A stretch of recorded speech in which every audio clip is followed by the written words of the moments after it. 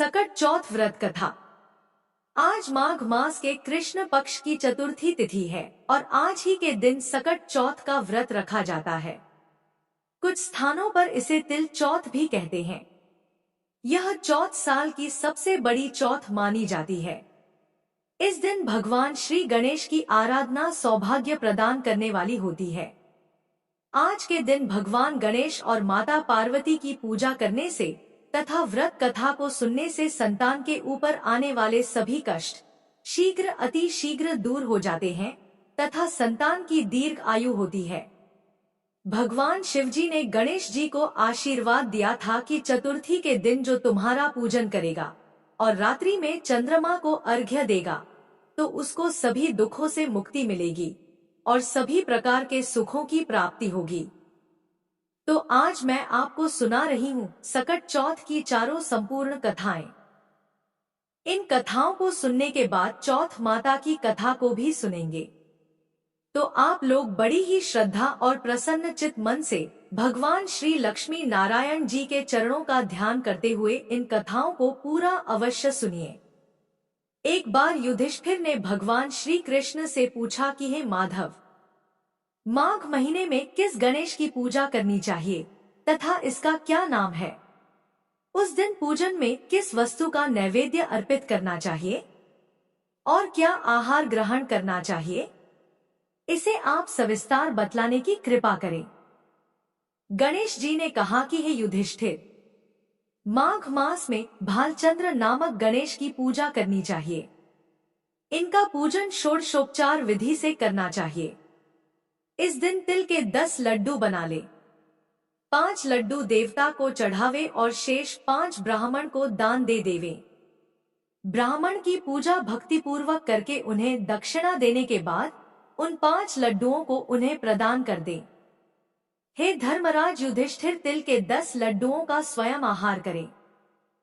इस संबंध में मैं आपको राजा हरिश्चंद्र का वृतांत सुनाता हूँ। सतयुग में हरिश्चंद्र नामक एक प्रतापी राजा हुए थे। वे सरल स्वभाव, सत्यनिष्ठ और विद्वान ब्राह्मणों के पूजक थे। हे युधिष्ठिर, उनके शासनकाल में अधर्म नाम की कोई वस्तु नहीं थी। उनके राज्य में कोई अपाहिज दरिद्र या दुखी नहीं था। सभी लोग आदि व्याधि से रहित एवं दीर्घायु होते थे।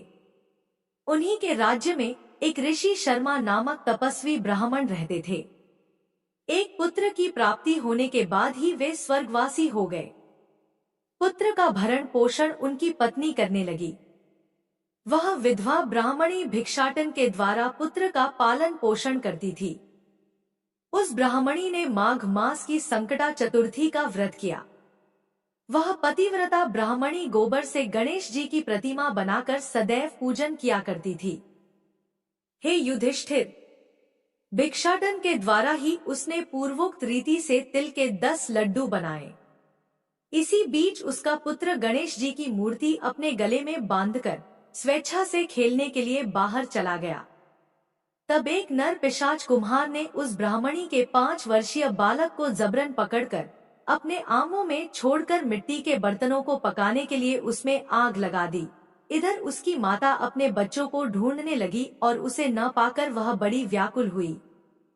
वह ब्राह्मणी विलाप करती हुई गणेश जी की प्रार्थना करने लगी कि हे गणेश जी, विशाल शरीर वाले, हे सूर्य नारायण की लाली के सदृश कांतिशाली, हे सुंदर जटा समूह को धारण करने वाले, आप इस दुखियारिन की रक्षा कीजिए।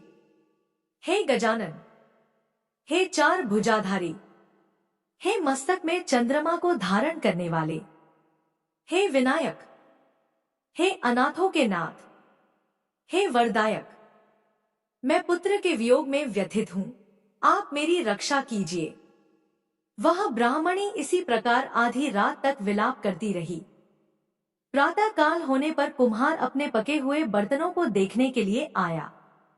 जब उसने आवा खोल के देखा तो उसमें जांग भर पानी जमा हुआ पाया और इससे भी अधिक आश्चर्य उसे तब हुआ जब उसमें बैठकर खेलते हुए एक बालक को देखा।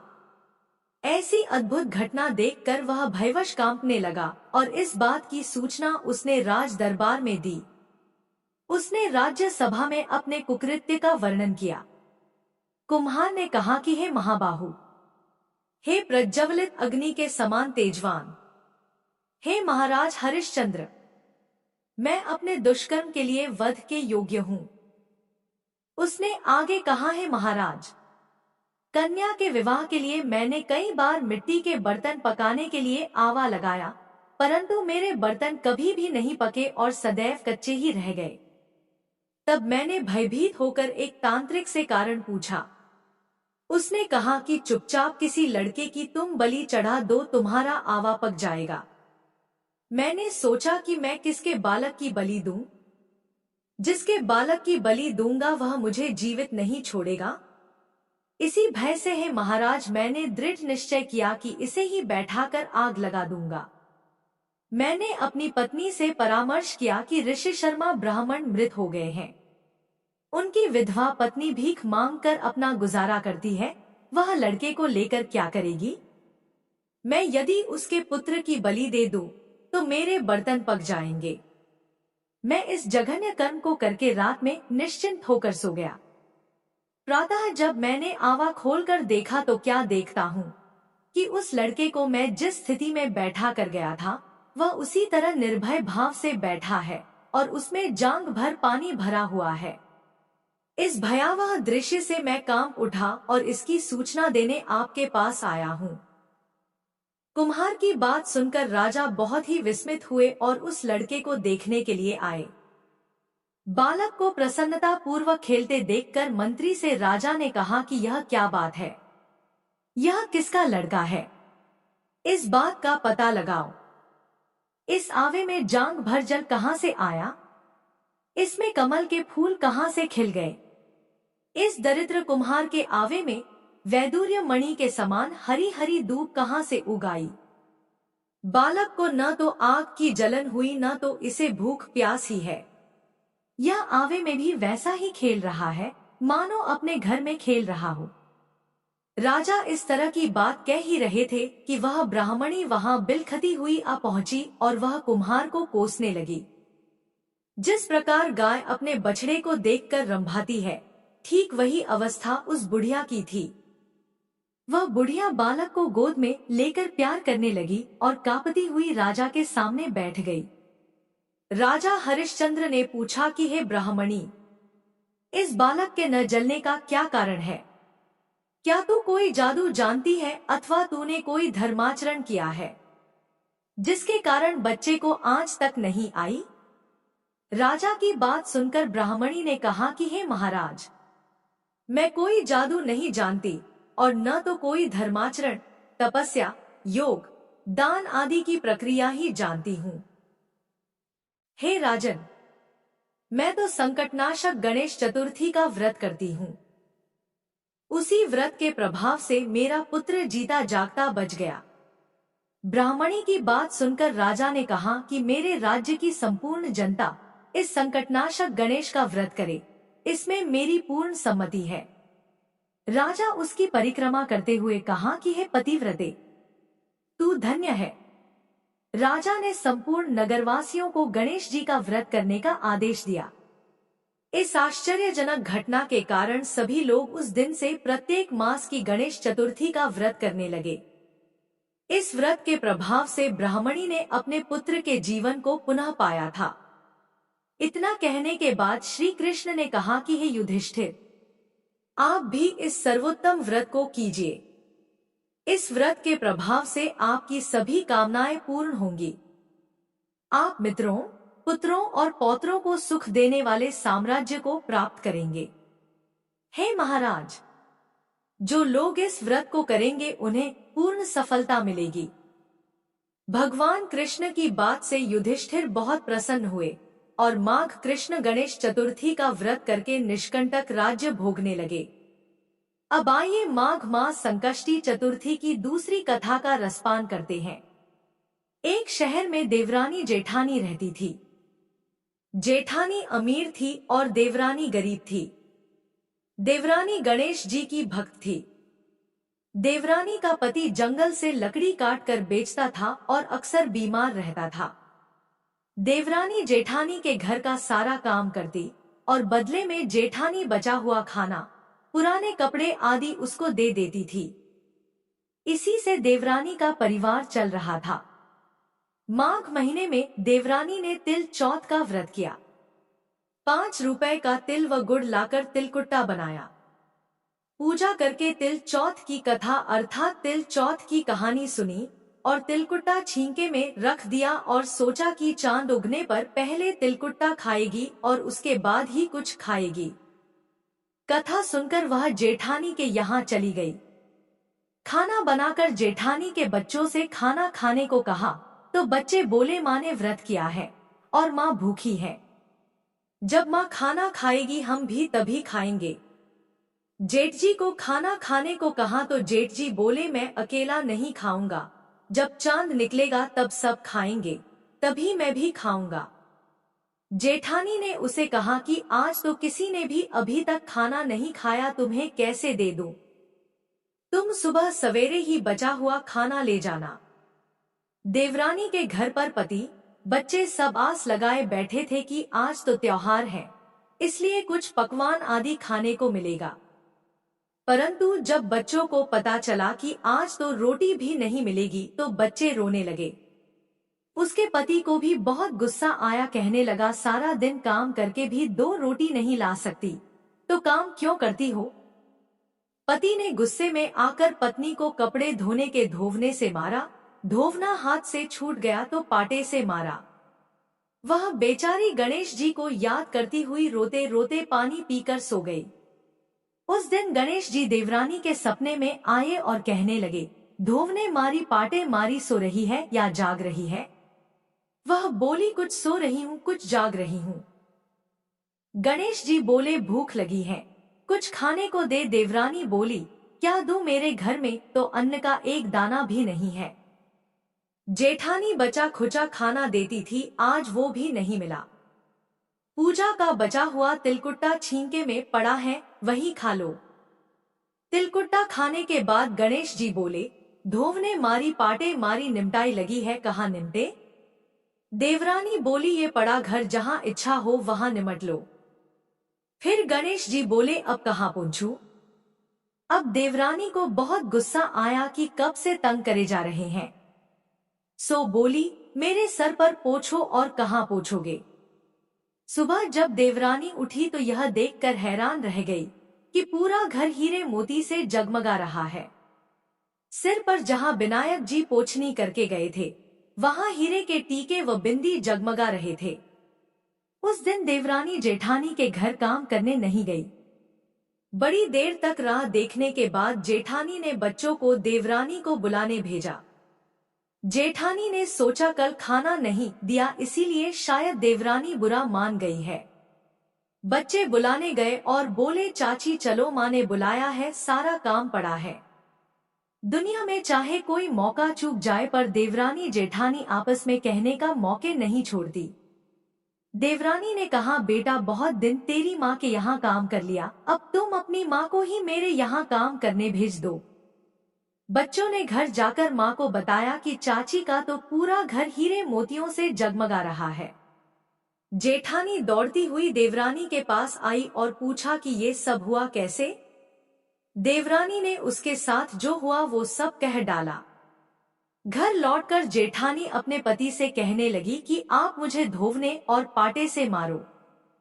उसका पति बोला कि भलीमानस, मैंने कभी तुम पर हाथ भी नहीं उठाया, मैं तुम्हें धोवने और पाटे से कैसे मार सकता हूँ? वह नहीं मानी और जिद करने लगी। मजबूरन पति को उसे मारना पड़ा।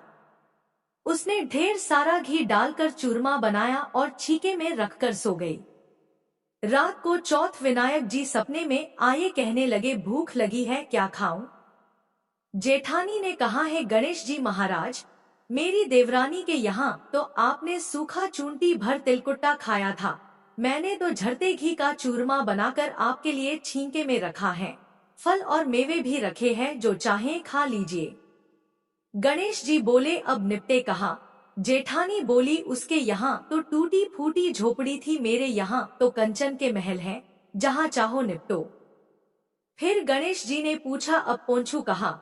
जेठानी बोली, मेरे ललाट पर बड़ी सी बिंदी लगाकर पोंछ लो। धन की भूखी जेठानी सुबह बहुत जल्दी उठ गई। सोचा घर हीरे जवाहरात से भर चुका होगा, पर देखा तो पूरे घर में गंदगी फैली हुई थी। बहुत तेज बदबू आ रही थी। उसके सिर पर भी बहुत सी गंदगी लगी हुई थी। उसने कहा, है गणेश जी महाराज, ये आपने क्या किया? मुझसे रूठे और देवरानी पर टूटे। जेठानी ने घर की सफाई करने की बहुत ही कोशिश करी, परंतु गंदगी और ज्यादा फैलती गई। जेठानी के पति को मालूम चला तो वह भी बहुत गुस्सा हुआ और बोला, तेरे पास इतना सब कुछ था फिर भी तेरा मन नहीं भरा। परेशान होकर चौथ के गणेश जी से मदद की विनती करने लगी। गणेश जी ने कहा, देवरानी से जलन के कारण तूने जो किया था यह उसी का फल है। अब तो अपने धन में से आधा उसे दे देगी तभी यह सब साफ होगा। उसने आधा धन बांट दिया, किंतु मोहरों की एक हांडी चूल्हे के नीचे गाड़ रखी थी। उसने सोचा किसी को पता नहीं चलेगा और उसने उस धन को नहीं बांटा। उसने कहा, है चौथ विनायक जी, अब तो अपना यह बिखराव समेटो। गणेश जी बोले, पहले चूल्हे के नीचे गड़ी हुई मोहरों की हांडी सहित ताक में रख दो, सुई की भी पांति कर। इस प्रकार विनायक जी ने सुई जैसी छोटी चीज का भी बंटवारा करवाकर अपनी माया समेटी। हे गणेश जी महाराज, जैसी आपने देवरानी पर कृपा करी वैसी सब पर करना। कहानी कहने वाले, सुनने वाले व हुंकारा भरने वाले सब पर कृपा करना, किंतु जेठानी को जैसी सजा दी वैसी किसी को मत देना। बोलो गणेश जी महाराज की जय, चौथ माता की जय। आइए अब बड़े ही प्रेम से चौथ माता की कथा को सुनते हैं। आज के दिन चौथ माता की कथा को सुनने से ही व्रत पूर्ण माना जाता है तथा समस्त मनोकामनाएं पूर्ण होती हैं। एक नगर में एक बूढ़ी माँ रहती थी।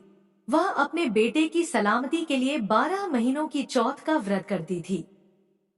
हर चौथ को पंसारी से थोड़ा सा गुड़ और घी लाकर 4 लड्डू बनाती, एक बेटे को देती, एक से पूजा करती, एक हत्का के लिए निकालती और एक चांद उगने पर खुद खा लेती थी। एक बार उसका बेटा ताई से मिलने गया। ताई ने वैसाखी चौथ का व्रत रखा था। ताई से पूछा, माँ तो 12 चौथ रखती है। ताई बोली, तेरी माँ तेरी कमाई से तरमाल खाने के लिए 12 चौथ रखती है। तू परदेश जाए तो वह एक भी चौथ नहीं करेगी। लड़के को लगा ताई सच कह रही है। घर आकर माँ से कहा, मैं परदेश जा रहा हूँ, यहाँ तू मेरी कमाई खाने पीने में ही उड़ा देती है। माँ ने समझाकर उसे रोकना चाहा पर बेटा नहीं माना। माँ ने उसे साथ ले जाने के लिए चौथ माता की आंखें दी और कहा, मुसीबत में यह आंखें तेरी मदद करेंगी। वह आंखें लेकर रवाना हो गया। घूमते हुए एक एक नगर में पहुंचा। उसने देखा एक बूढ़ी माँ रोती जा रही है और पुआ बनाते जा रही है। उसने कारण पूछा तो बूढ़ी माँ ने कहा, बेटा इस नगर की पहाड़ी पर एक दैत्य रहता है।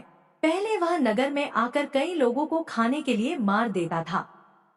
अब राजा हर घर से एक आदमी दैत्य के पास भेजता है और आज मेरे बेटे की बारी है, इसलिए मैं रो रही हूँ और उसी के लिए पुए बना रही हूँ। वह बोला, तू पुए मुझे खिला दे, तेरे बेटे की जगह मैं चला जाता हूँ। बूढ़ी माँ ने खीर पुए उसे खिला दिए। खा पीकर वह सो गया। रात को राजा के सैनिक आए तो बूढ़ी माँ ने उसे भेज दिया। दैत्य के सामने पहुंचने पर उसने चौथ माता की आंखें दैत्य की तरफ फेंक कर कहा, है चौथ माता, यदि मेरी माँ मेरी सलामती के लिए व्रत करती है तो दैत्य का सिर कटकर गिर जाए। फिर तुरंत दैत्य का सिर कट गया। लड़का वापस आ गया। राजा ने उसे उपहार देकर विदा किया। चलते चलते वह एक दूसरे राजा के नगर में पहुंचा। इस राज्य में आवा तभी पकता था जब एक इंसान की बलि दी जाती थी। सिपाहियों ने उसे पकड़कर आवे में चुन दिया। लड़के ने चौथ माता की आंखें आवे में डाला और कहा, है चौथ माता, यदि मेरी माँ मेरे लिए व्रत करती है तो आवा मेरी बलि लिए बिना ही झट से पक जाए। ऐसा कहते ही आवा तुरंत पक गया। आवे में से मिट्टी की जगह सोने चांदी के बर्तन निकले। अंदर से लड़का बोला, बर्तन धीरे धीरे निकालना, कहीं मुझे लग न जाए। राजा ने उसे निकलवाया और पूछा, इस आवे से तुम बच कैसे गए? लड़के ने बताया कि उसकी माँ चौथ माता का व्रत करती है, व्रत के कारण ही वह बच पाया है। राजा को तब विश्वास नहीं हुआ। उसने एक चांदी की सुराही मंगवाई और कहा कि सुराही की नली से निकल कर दिखाओ, तभी मुझे विश्वास होगा। लड़के ने चौथ माता को याद करके आंखें सुराही में डाल दिया और कहा, मैं भंवरा बनूं, सुराही से निकलूं। लड़का तुरंत भंवरा बनकर सुराही से निकल गया। तब राजा ने खुश होकर राजकुमारी की शादी उसके साथ करवाई और सभी लोगों को चौथ माता का व्रत करने को कहा। एक दिन उसे माँ की याद आई। उसने राजा के पास जाकर खुद के नगर जाने की इच्छा जाहिर की। राजा ने रथ, घोड़ा, हाथी और खूब सारा दान दहेज देकर उन्हें विदा किया। चौथ के दिन वह अपने नगर पहुंचा। वह अकेला पंसारी के यहाँ माँ का इंतजार करने लगा। सोचा चौथ है तो माँ यहाँ जरूर आएंगी। थोड़ी देर बाद लकड़ी टेकती हुई माँ आती दिखी। उसकी माँ की आंखों में जाले आने के कारण दिखना कम हो गया था। लड़के ने जानबूझकर उस स्त्री के बेटे को अपशब्द कहने लगा। माँ ने उसे नहीं पहचाना और कहने लगी, भैया मुझे चाहे कितनी गाली दे दो पर मेरे बेटे को कुछ मत कहना। यह सुनते ही बेटा माँ के चरणों में गिर पड़ा और कहा, माँ मैं तेरा ही बेटा हूँ, मुझे माफ कर दो। तब माँ ने उसे गले से लगा लिया। नगर के लोगों ने विश्वास नहीं किया कि वह उसी का बेटा है। बूढ़ी माँ ने चौथ माता को याद करके कहा, है चौथ माता, यदि मैं अपने बेटे के लिए व्रत करती हूँ तो मेरे स्तन में दूध भर जाए और उसकी धार मेरे बेटे के मुख में गिरे। माँ के स्तनों से दूध की धार निकलकर बेटे के मुंह में गिरने लगी। लोग चौथ माता की जय जयकार करने लगे। उस नगर के सभी लोग चौथ माता का व्रत करने लगे। हे चौथ माता, जैसा बूढ़ी माँ और उसके बेटे की सहायता की, वैसे हमारी भी करना। कहानी कहने, सुनने और हुंकारा भरने वालों पर अपनी कृपा करना। बोलिए चौथ माता की जय। अब सुनिए सकट चौथ की चौथी कथा। एक गांव में एक साहूकार और साहूकारनी रहते थे। दोनों ही कोई पूजा पाठ नहीं करते थे। संभवतः इसी कारण उनकी कोई संतान नहीं थी। एक दिन साहूकारनी अपने पड़ोसी के घर गई तो उसने देखा कि वो कोई पूजा कर रही है। पूछने पर पता चला कि उस दिन सकट चौथ थी और पड़ोसन उसी की पूजा कर रही थी। साहूकारनी ने उससे पूछा कि चौथ का व्रत करने से क्या होता है। इस पर पड़ोसन ने कहा कि इसे करने से अन्न, धन, सुख, सुहाग, संतान सब मिलता है। इस पर साहूकारनी ने कहा, यदि वो गर्भवती हुई तो 1.25 सेर तिलकुट बनाकर चौथ का व्रत करेगी। गणेश भगवान की कृपा से वो गर्भवती हो गई। तब उसने संतान के जन्म पर व्रत पूजा करने का इरादा किया। कुछ समय बाद उसका पुत्र हुआ तो फिर उसने व्रत को टाल दिया और कहा कि जब उसके बेटे का विवाह होगा तब वो सकट चौथ का व्रत करेगी। बेटा बड़ा हुआ और उसका परदेश में विवाह सुनिश्चित हो गया। जब बेटा बारात लेकर गया तब भी साहूकारिनी ने व्रत करने का इरादा नहीं दिखाया। इससे गणेश भगवान रुष्ट हो गए और चौथ माता भी नाराज हो गई, जिसके चलते बेटा फेरों के बीच से अदृश्य हो गया और चौथ माता ने उसे जंगल में पीपल के पेड़ पर बिठा दिया। बहुत खोजने पर भी जब वर नहीं मिला तो विवाह आधा हुआ रह गया और सभी अपने घर चले गए।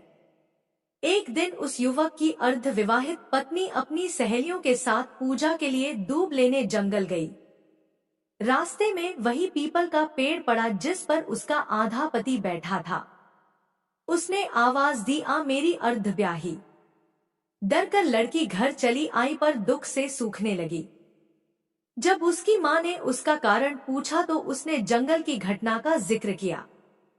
उसकी माँ उसी स्थान पर गई तो उसने देखा कि सेहरा पहने, साफा बांधे उसका जमाई पीपल पर बैठा है। उसने इसका कारण पूछा तो लड़के ने बताया कि उसकी माँ ने बोलने के बाद भी चौथ का तिलकुट नहीं किया, इसलिए चौथ माता ने नाराज होकर उसे वहां बैठा दिया। यह सुनकर लड़की की माँ साहूकारनी के घर गई और उससे पूछा कि तुमने सकट चौथ का कुछ बोला था? तो उसने कहा हाँ, तिलकुट बोला था। तब उसकी समधिन ने कहा कि बोलने के बावजूद अपना वचन न निभाने के कारण सबको दंड भुगतना पड़ रहा है। इस पर साहूकारिनी ने कहा कि जैसे ही उसका बेटा बहू लेकर घर आएगा वो तिलकुट करेगी। इससे गणेश जी प्रसन्न हो गए और उसके बेटे को मुक्त करके फेरे पूरे करने का आशीर्वाद दिया। धूमधाम से विवाह हो गया और वह बहू को लेकर घर आया। इसके बाद प्रसन्न साहूकारनी ने 2.5 मन तिलकुट का पूजन किया। साथ ही प्रार्थना की कि हे श्री गणेश और चौथ माता, जैसे आपके आशीर्वाद से मेरे कष्ट दूर हुए ऐसे सबके दूर हों। और वो हमेशा सकट चौथ और तिलकुट करने लगी। तभी से सब लोग ये कथा को पढ़कर इस व्रत को करते हैं। एक बार प्रेम से बोलिए गणेश जी महाराज की जय, चौथ माता की जय।